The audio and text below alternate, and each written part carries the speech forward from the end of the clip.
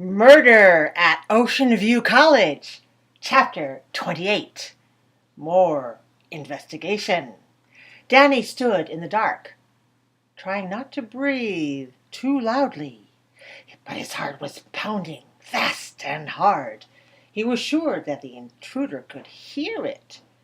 As the footsteps got nearer, he tried to think where he could hide, or what excuse he would use if the janitors caught him here, where he wasn't supposed to be.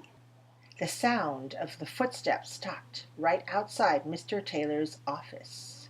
Danny stood, frozen to the spot. The door opened.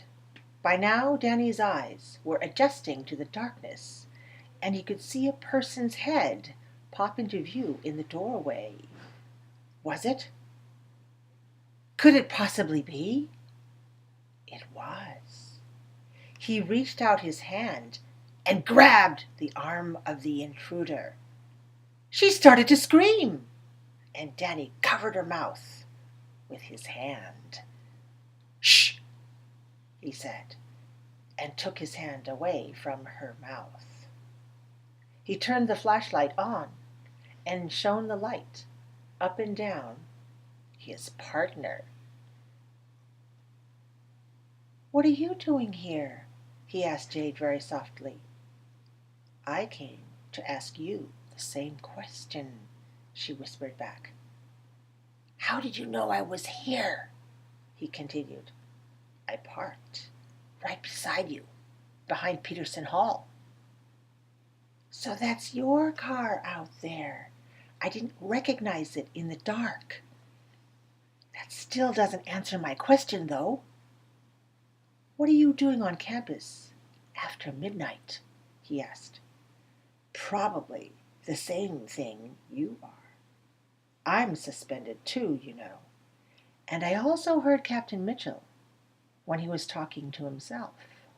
He said that the coach used to be engaged to Miss Quinn. I was going to go to the gymnasium and snoop around the coach's office, but I couldn't get in." "How did you get in here?" he wanted to know. "You left the door open, Danny." "Oh, right, I did. But how were you planning to get in here without a key?" "Well," Jade confessed, "I went first to the police bungalow. I was going to borrow the master key, but I saw that someone beat me to it. Now I know who." He gave her a hug, and she didn't push him away. "What are we looking for, Danny?" she asked. They were both whispering. "I honestly don't know, but just before you scared the wits out of me a minute ago, I think I found something." He took her hand and led her over to the bookcase. He flashed the light behind the last book on the lower shelf. She started to reach for the object, but Danny pulled her hand back. "I was just looking for something to use to pick it up. I don't want to destroy any fingerprints."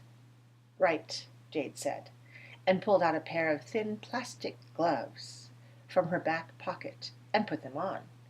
Because her hands were smaller, it was easier for her to reach behind the books in that small space without disturbing anything. She pulled out the object and held it up. Danny focused the light on it. They both looked intently. It was part of a pencil, broken in half. It was the shiny blue kind of pencil that Coach Kelly always used. On the part that had been broken, there was bare wood and spots of red mixed with blue paint chips. "Blood!" Jade whispered in a voice a little too loud. She lowered her voice and continued, "You know what this means, don't you? It has to be Mr. Taylor. How else would it be here? But why? Why did he kill her? Jade held the pencil carefully in her hands as they talked. Maybe jealousy. That pencil looks like it belongs to the coach. Mr. Taylor must have known about the coach and Miss Quinn. You know, that they were involved before. Maybe he saw them together. She knew about the duplicating scam. We already know that. Old man Taylor probably saw the pencil in her office and went ballistic. Danny stopped talking when he heard the outer door to the hallway open with a squeak. He turned off the flashlight and grabbed Jade by the hand. He whispered in her ear, "Out the window." Jade nodded, and they crept to the window. Danny unlatched the window, trying not to make any noise. They could hear the footsteps coming closer. It sounded like they were coming right toward them. They eased open the window, and Jade quickly stepped out on the 12-inch ledge that circled the whole building. Danny followed her just as quickly. Carefully, they walked one step at a time until they were several offices away from the now open window of Mr. Taylor's office. They saw a light go on in the building, somewhere near the office they had just left. Then they heard a window slam shut. Danny and Jade stood on the ledge outside. They held hands, and each one silently prayed.